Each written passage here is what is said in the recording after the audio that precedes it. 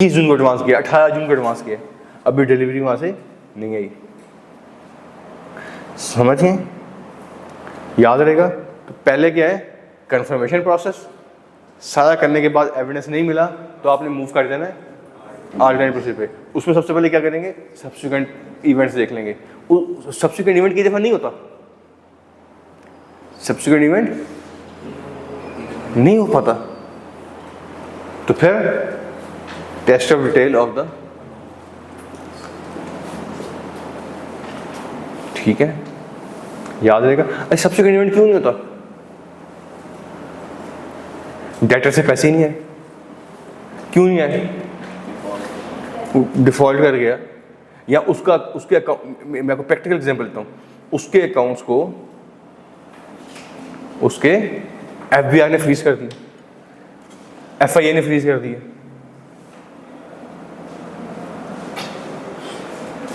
ठीक है, anti corruption को एजेंसी ने कर दिया।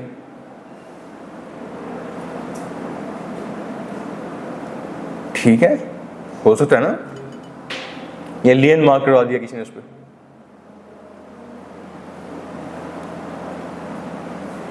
समझ गए?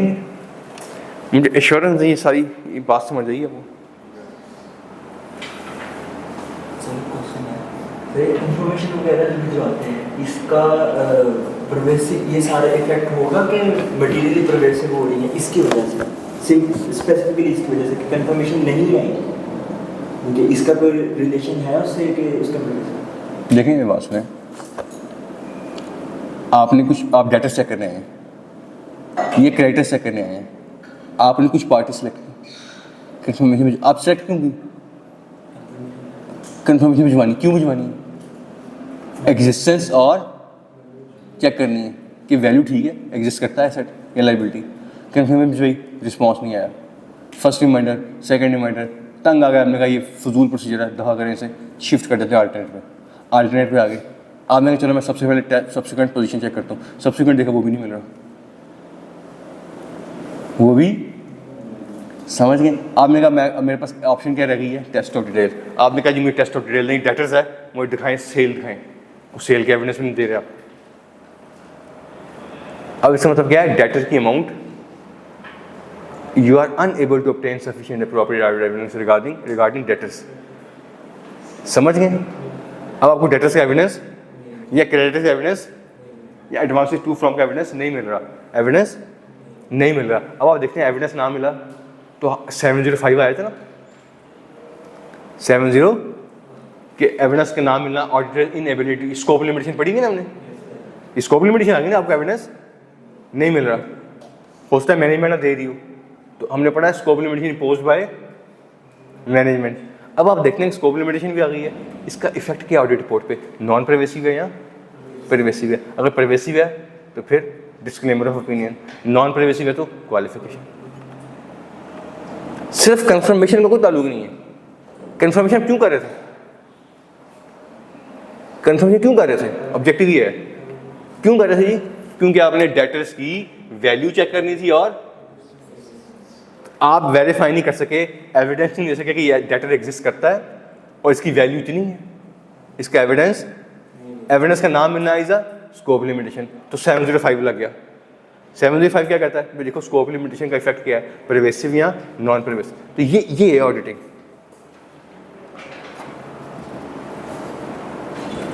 एश्योरेंस से बातें समझ आ गई। अब आए जी 4.1 पे।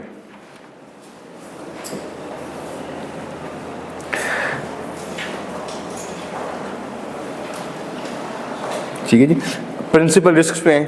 प्रिंसिपल रिस्क में वो क्या कहता है, valuation, existence, right and obligation. अच्छा, इससे राइट एंड ऑब्लिगेशन पता मिल जाती है आपको, ये याद रखना है आपने। तीसरी बोर्ड पे आ जाता है, गौर से मेरी बात सुनना। तीसरी कौन सी है? ठीक, इसका मतलब है अगर न्यागरा में वो स्टारा केमिकल कह रहा है कि हमने पैसे देने हैं, तो इसका मतलब है कि आपका राइट है। ठीक है, तो ये 3 बातें होगी। निचले में कहता है कट ऑफ, और उस सबसे नीचे में कहता है कंप्लीटनेस। मैंने वो क्या पढ़ाया था कि generally assets are tested for over statement. And liabilities are tested for, पढ़ा था ना हमने। और हमने एक और चीज़ पढ़ी थी कि किसको डिटेक्ट करना मुश्किल है, ओवर स्टेटमेंट को, अंडर स्टेटमेंट को। अंडर स्टेटमेंट को, ओवर स्टेटमेंट एग्जिस्ट कर रही है, आप पकड़ेंगे गर्दन से फिगर को और चेक कर लेंगे इसके एविडेंस लेके आए मेरे पास। मसला कहाँ आता है कि वो एग्जिस्ट ही नहीं कर रही, तो आपको पता नहीं कितनी अमाउंट है जो एग्जिस्ट नहीं कर रही। तो कंप्लीटनेस का ऑडिट करना हमेशा मुश्किल होता है, ठीक है। तो अभी एसेट्स पढ़े, एसेट्स में कंप्लीटनेस का रिस्क रिलेटिवली लो है, ठीक है। हो गया सारे पॉइंट डिस्कस हो गए रिस्क के। आगे आ जाए, आगे उसने लिखा हुआ है an important audit technique for trade receivable. अब ये सिर्फ ट्रेड रिसीवेबल को लेकर चल रहा है, मैंने किसको लेकर चला हूँ, मैं चारों को, चैप्टर नंबर 9, 10 मर्ज कर दिए मैंने, ठीक है। तो क्या कहता है, an important audit technique for receivables is direct confirmation of balances, this sometime is known as circularisation. Circularisation, ठीक है। सर्कुलराइजेशन क्या होती है, वो सारे कन्फर्मेशन प्रोसेस को सर्कुलराइजेशन कहते हैं, ठीक है। इस सारे प्रोसेस को क्या कहते हैं जी, अच्छा एक सर्कुलराइजेशन शीट बनाते हैं हम साथ साथ, सर्कुलराइजेशन शीट भी आ जाए साथ साथ, हम इसको भी साथ लेके चलते हैं। शीट कैसी होती है, ये जो मैंने पढ़ाया है ना आपको, इसको मैं आपको अब प्रैक्टिकल शक्ल बता दूँ कन्फर्मेशन शीट कैसी होती है। हम सिलेक्ट करते हैं सीरियल नंबर, कितनी पार्टीज हैं, उनके नाम क्या है, अमाउंट कितनी आ रही है एज पर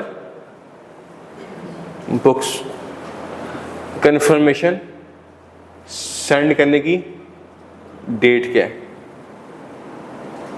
ठीक है। जब उसका रिस्पॉन्स आएगा,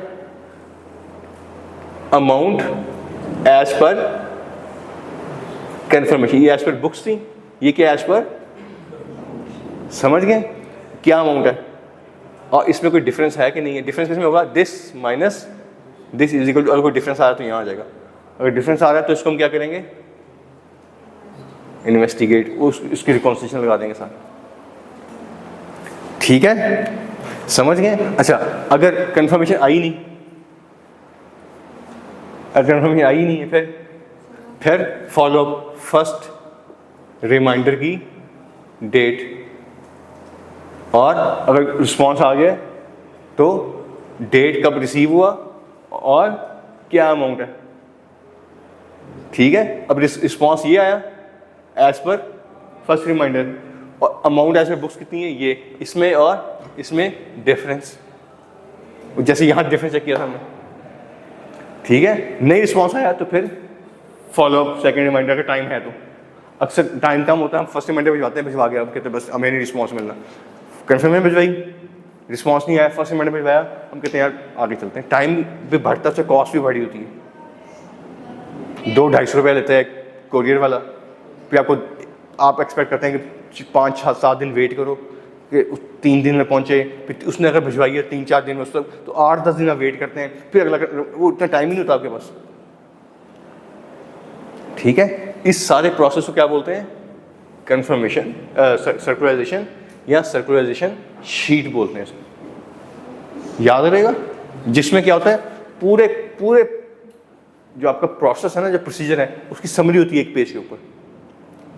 कोई मैनेजर आएगा, सर्कुलर शीट खोलेगा, उसे पता लग जाएगा अच्छा 10 पार्टी सिलेक्ट की, इस दिन कन्फर्मेशन भाई, ये अमाउंट्स आ रही हैं एज पर बुक्स, ये 10 में से 6 का रिस्पॉन्स आ गया, ये रिस्पॉन्स आया, बैलेंस एग्री कर रहा था, ओके, नहीं कर रहा था तो हमने इन्वेस्टिगेट किया, रिकॉन्सिलेशन ले ली, रिकॉन्सिलेशन का एविडेंस परफॉर्म कर लिया, ठीक है। 4 पार्टी का रिस्पॉन्स नहीं आया, उनको क्या भिजवाया आपने, फर्स्ट रिमाइंडर, उनमें से फिर 3 का रिस्पॉन्स आ गया, एक का नहीं आया, उसको क्या भिजवाया, सेकंड रिमाइंडर, फिर भी रिस्पॉन्स नहीं आया सेकंड रिमाइंडर। अब 10 पार्टी को भिजवाया, 9 की कंफर्मेशन आ रही है, एक का रिस्पॉन्स नहीं आया, तो आपने क्या किया, अब मैं शिफ्ट कर जाता हूँ अल्टरनेट प्रोसीजर पर, उस एक पार्टी के जिससे रिस्पॉन्स नहीं आया, सब्सिक्वेंट चेक किया, नहीं आ रहा, सब्सिक्वेंट प्रोसीजर परफॉर्म नहीं हुआ, सब्सिक्वेंट इवेंट ही नहीं है, आपने कहा चलें ठीक है मैं टेस्ट ऑफ डिटेल कर लेता हूँ, ठीक हो गया।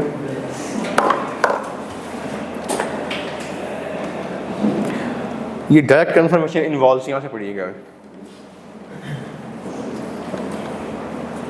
Direct confirmation involves asking customers to provide written confirmation. Direct to dot, आपने मुझे याद करवाना है, मैं आपको ना अपनी फर्म की कंफर्मेशन भिजवाऊंगा, कैसे हम कंफर्मेशन भिजवाते हैं, कैसे हम कंफर्मेशन प्रैक्टिकली भिजवाते हैं, ठीक है। और कुछ स्टैंडर्ड्स पढ़ने के बाद ऑडिट रिपोर्टिंग से पहले, जब हमारे सारे प्रोसीजर हो जाएंगे, जब रिपोर्ट हो जाएगा, एक दिन में आपको ऑडिट फाइल्स ला के दिखाऊंगा जहाँ पे कंफर्मेशन वाकई नजर आएंगे आपको लगी हुई, ठीक है। अच्छा आए जी इस पे, of their account balance with the client entity. Written confirmation by customer can normally be taken as high quality audit evidence. High quality evidence क्यों है, सुने, हाई क्वालिटी क्यों है कंफर्मेशन रिक्वेस्ट, हाई क्वालिटी क्यों है? आपको याद होगा हमने पढ़ी थी रिलायबिलिटी, उसमें क्या पढ़ा था हमने कि direct is received is more reliable as compare to indirect, तो ये डायरेक्ट भी है। फिर हमने क्या पढ़ा, return is more reliable as compare to, तो ये रिटर्न भी है। फिर हमने क्या पढ़ा, externally generated is more reliable as compare to, तो ये एक्सटर्नली जनरेटेड भी है। तो ये 5 हमारे थे ना रिलायबिलिटी के, उसमें 3 इसमें आ रहे होते हैं, समझ गए, इसलिए it is considered more relevant, ठीक है। और इसका फ़ायदा क्या होता है कि एक प्रोसीजर परफॉर्म करते हैं, कितने कंफर्मेशन एक प्रोसीजर, और एक प्रोसीजर परफॉर्म करके आपको 3 चीज़ों का एविडेंस मिल जाता है, वैल्यूएशन का, एग्जिस्टेंस का और राइट का। ये बात समझ आ गई है, 3 का एविडेंस कैसे मिलता है, पक्की बात है। चलें जी आगे हैं। However, the reliability of this evidence depends on 2 factors that are not entirely within the auditor's control. A large portion. कहता है आप कंफर्मेशन भिजवा रहे हैं, स्टैंडर्ड कहता है बड़ा अच्छा एविडेंस है, अच्छा क्यों है, वो 3 कंडीशन मीट कर रहा है रिलायबिलिटी वाली, लेकिन मसला इसमें क्या है, मसला ये कि तो इसमें कॉस्ट इन्वॉल्व है, ठीक है, और दूसरी ये कि ये भी रास्ते में इंटरसेप्ट हो सकती है। नियाग्रा ने भिजवाई, नियाग्रा के ऑडिटर ने भिजवाई स्टारा केमिकल को, रास्ते में इंटरसेप्ट कर ली नियाग्रा ने, उसने गलत करके आपको रिस्पॉन्स कर दिया, आप समझेंगे मुझे रिस्पॉन्स आया स्टारा केमिकल से, हालांकि रिस्पॉन्स स्टारा केमिकल से नहीं आया, रास्ते में नियाग्रा ने इंटरसेप्ट कर ली। इंटरसेप्शन का पता ना? Yes sir. क्या आप इंटरसेप्शन नॉर्मली हॉकी फुटबॉल में सुनते होते हैं कि आपने पास दिया अपने साथी को, वो ओपोनेंट टीम ने इंटरसेप्ट कर लिया रास्ते में, यही होती है ना। तो आप बीइंग एन ऑडिटर, नियाग्रा के ऑडिटर भिजवा रहे हैं डायरेक्ट स्टारा केमिकल को, और रास्ते में वो स्टारा केमिकल तक नहीं पहुंची, वो इंटरसेप्ट हो गई, ठीक है। आप कहते हैं बड़ा ज़बरदस्त एविडेंस है, 3 क्वालिटीज इसमें पूरी हैं, हालांकि वो रास्ते में, समझ गए। और दूसरी बात ये है, गौर से दूसरी बात बड़ी इंपॉर्टेंट है, आप ऑडिटर किसके हैं, नियाग्रा के, कंफर्मेशन किसमें भिजवा रहे हैं, स्टारा केमिकल हमारे मुलाजिम हैं कि हमें रिस्पॉन्स करें, या उन पर कोई लीगल रिस्पॉन्सिबिलिटी है, एक एथिकल वो भिजवाते तो ठीक है, तो नहीं भिजवाता ना भिजवाए, उसकी मर्जी, फॉलो करेंगे मेरी बात, वो आपका कोई मुलाजिम थोड़ी है कि आपकी रिस्पॉन्स करेगा वो, ठीक है। हाँ एथिकली भिजवाते, भिजवाना चाहिए उसको एथिकली, लेकिन उसकी कोई लीगल ऑब्लिगेशन नहीं है, ये बातें करता है यहाँ पे, ठीक है। A large proportion of the customer who are asked to provide written confirmation should do so. Customer are not oblige, उनकी कोई लीगल ऑब्लिगेशन नहीं है, ऑब्लाइज निकलो ऑब्लिगेशन से, ठीक है, समझ गए जी, उनकी कोई ऑब्लिगेशन नहीं है। हाँ प्रोफेशनल कर्टेसी में भिजवानी चाहिए, भिजवाते हैं, लेकिन उनकी ऑब्लिगेशन नहीं है, आपके मुलाजिम नहीं है, समझ गए। और निचले वाले पॉइंट में क्या कहता है, some customers may provide written confirmation without checking, okay हाँ ठीक क्यों नहीं है, जान छोड़ो, मैं क्यों चेक करूँ जाके, आप स्टार केमिकल के CFO हैं, आप बैठे हैं, नियाग्रा के ऑडिटर ने कंफर्मेशन भेजी है, आपको क्या लगे वो ठीक जा रही है नहीं जा रही है, ठीक है खसमान उठाए जाके ठीक है साइन कर, ओके जान छोड़ो, समझ गए बात, वो कह ठीक है मेरे पास पहले बड़े काम है, मैं स्टार केमिकल काम करूँ कि नियाग्रा मिल के ऑर्डर का काम करूं, फॉलो करेंगे, याद रहेगा। तो ये 2 इश्यूज है इसके साथ कि एक कस्टमर रेकलेसली भिजवा देते हैं, केयरलेसली भिजवा देते हैं इसका रिस्पॉन्स, और दूसरा है कि उनकी कोई ऑब्लिगेशन नहीं, उनकी कोई ऑब्लिगेशन नहीं है, ठीक है, आगे हैं। As discussed above, the auditor will concern to check the balance for trade receivable is not overstated. ठीक है, हमने क्या किया, ओवर स्टेटमेंट हम नॉर्मली चेक कर रहे होते हैं। Assets are tested for and normally liabilities are tested for and normally at times vice versa भी होता है, चेंज भी होता है, लेकिन नॉर्मली की जनरली की बात करो, जनरली ऐसी होता है। ठीक है, तो इसमें इस नीचे वाले पैराग्राफ में है कि इसमें direct confirmation receivable is intended to check the following: existence, right, accuracy, valuation, allocation. ये एक्जिस्टेंस मीट इसे कन्फर्म, यानी ये अच्छा एविडेंस है कि एक परसेंट परफॉर्म करते हैं और काफ़ी एग्जिस्टेंस मीट हो जाती है इससे।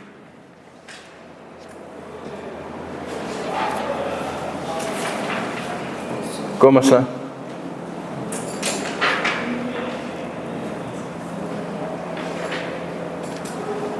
चलें आगे जी। ठीक है, अगली जो बात है ना बुक्स बंद करके सुननी है आपने।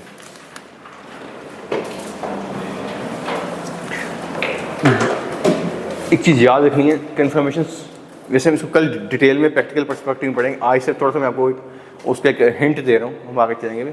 कन्फर्मेशन रिक्वेस्ट जो है ना दो तरह की होती है, पॉजिटिव और ये फॉर्म्स ऑफ कन्फर्मेशन है, पॉजिटिव कन्फर्मेशन और नेगेटिव। इसको समझ लें आज के दिन, कल इसकी प्रैक्टिकल एप्लीकेशन कल पढ़ेंगे।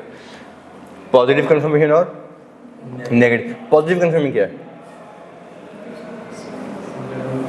पॉजिटिव कन्फर्मेशन में रिक्वेस्ट में आप कन्फर्मिंग पार्टी से रिक्वेस्ट करते हैं कि मुझे इन एनी केसेस का रिस्पॉन्स दें, whether my balance is in agreeing with your balance or not. दोनों सूरतों में आपने क्या करना है, मुझे रिस्पॉन्स करना है। मैं रिपीट कर रहा हूँ, ऑडिटर क्या करता है, कन्फर्मिंग पार्टी को, अब न्यागरा के ऑडिटर हैं, लेटर किसे लिख रहे हैं, स्टार केमिकल को, आप उसे कह रहे हैं भाईजान या बाजीजान, जो भी बैलेंस आ रहा है आपके बुक्स में हमारे बैलेंस से एग्री कर रहा है या नहीं कर रहा, दोनों सूरतों में आपने क्या करना है, हमें रिस्पॉन्स करना है। This is called,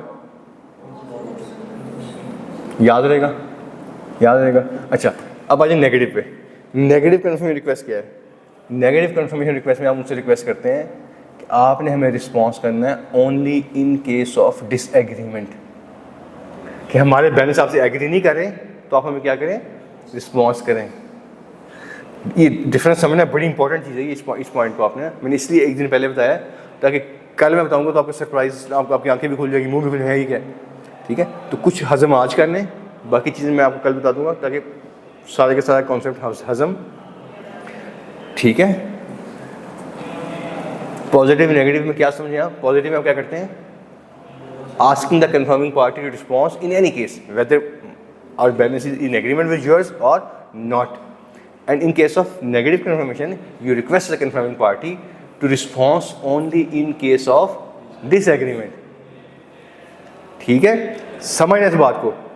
in case of positive in case of negative confirmation, confirmation response का ना आना इज एन एविडेंस। मैं रिपीट कर रहा हूं, इन केस ऑफ, इसे पॉजिटिव में तो हर सूरत में आएगा। पॉजिटिव में एग्री किया तब भी रिस्पॉन्स आएगा, ना किया, यहां पे कब रिस्पॉन्स आएगा, जब एग्री ना किया। इसका मतलब क्या है कि नेगेटिव कन्फर्मेशन रिक्वेस्ट हमने सेंड की है और रिस्पॉन्स नहीं आया, तो इसका मतलब क्या है कि बैलेंस एग्री कर रहा था तो नहीं आया। ऐसी है ना, तो नेगेटिव कन्फर्मेशन में रिस्पॉन्स का ना आना इज एन एविडेंस। बैलेंस किनकी बुक्स में है जिसका ऑडिट कर रहे हैं, वो जो कंफर्मेशन भिजवाई है उनकी बुक्स में अगर डिसएग्रीमेंट होगा फिर वो रिस्पॉन्स करें। देखिए ना, आप न्यागरा के ऑडिटर हैं, आपने स्टार केमिकल कन्फर्मेशन भिजवाई नेगेटिव, स्टार को भिजवाई, ठीक है, स्टार वाले ने पढ़ी, नेगेटिव कन्फर्मेशन है, इसका मतलब क्या है, उसने क्या करना है, उसने आपका बैलेंस चेक किया अपनी बुक्स के साथ, एग्री नहीं कर रहा, अब वो क्या करेगा, रिस्पॉन्स करेगा। उन्हीं के साथ एग्रीमेंट है ना कि न्यागरा की बुक्स में बैलेंस जो आ रहा है वो स्टार केमिकल की बुक्स में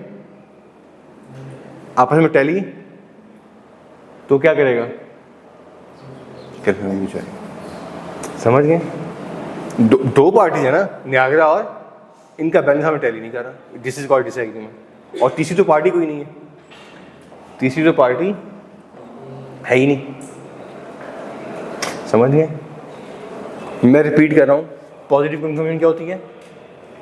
आप उनसे रिक्वेस्ट करते हैं response in any case whether your balance is in agreement और नॉट। दोनों सूट में रिस्पॉन्स आएगा, एग्री कर रहा होगा तब भी रिस्पॉन्स आएगा, एग्री नहीं कर रहा होगा तब भी रिस्पॉन्स आएगा। और नेगेटिव में रिस्पॉन्स कब आएगा? जब बैलेंस एग्री नहीं कर रहा होगा।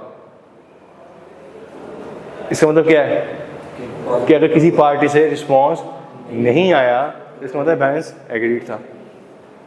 ठीक है, दोनों के अपने मसले मसाइल हैं, वो हम कल पढ़ेंगे। जैसे फॉर एग्जाम्पल नेगेटिव कन्फर्मेशन में आपने कन्फर्मेशन सेंड की, रिस्पॉन्स नहीं आ रहा, आप कहते हैं बैलेंस एग्री कर गया। हो क्या सकता है? हो सकता है उस तक कन्फर्मेशन पहुंची नहीं, ये भी रिस्क है, उस तक कन्फर्मेशन नहीं पहुंची और आप क्या कह रहे हैं मुझे एविडेंस मिल गया। ठीक है, ऐसे ही है ना। शक्लें क्यों बन गई आप लोग? ये नया कॉन्सेप्ट है, समझ आ गया?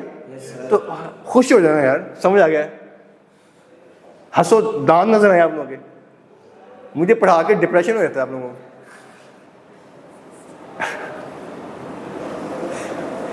मैं सोचता था बस सदका ज़कात लेने आए हुए यहाँ पे, और जी मेरी टांग टूट गई, मेरे छोटे छोटे बच्चे हैं, पैसे हैं, मेरे हालात नहीं चल रहे, चूल्हा नहीं चल रहा, बच्चे भूखे मार रहे हैं। ऐसी शक्लें हैं आप लोगों की। वो भी सुबह सुबह फकीर ही फ्रेश निकलता घर से, वो भी हंसता खेलता निकलता। ठीक है, नया कॉन्सेप्ट समझ आया यार, तो चीयर अप करें, सेलिब्रेट करें इसे। अब फलस्तीनी बच्चे आपसे ज़्यादा खुश हैं यार, बम फट रहे हैं उनके ऊपर, मर रहे हैं, माँ मरे हैं उनके, वो एंजॉय करें लाइफ। ठीक है, चीयर अप यार, शक्लें अच्छी बनाने की कोशिश करेंगे, अच्छी शक्ल बने। ठीक है, आइज से आपके मैसेज मिले, आपके एक्सप्रेशन से मैसेज तो मिलेगा, फिर समझ आया। अच्छा, समझ आ गया? इस तरह आप लोग समझते हैं, आराम से नहीं समझते। अच्छा, पॉजिटिव कन्फर्मेशन रिक्वेस्ट क्या है?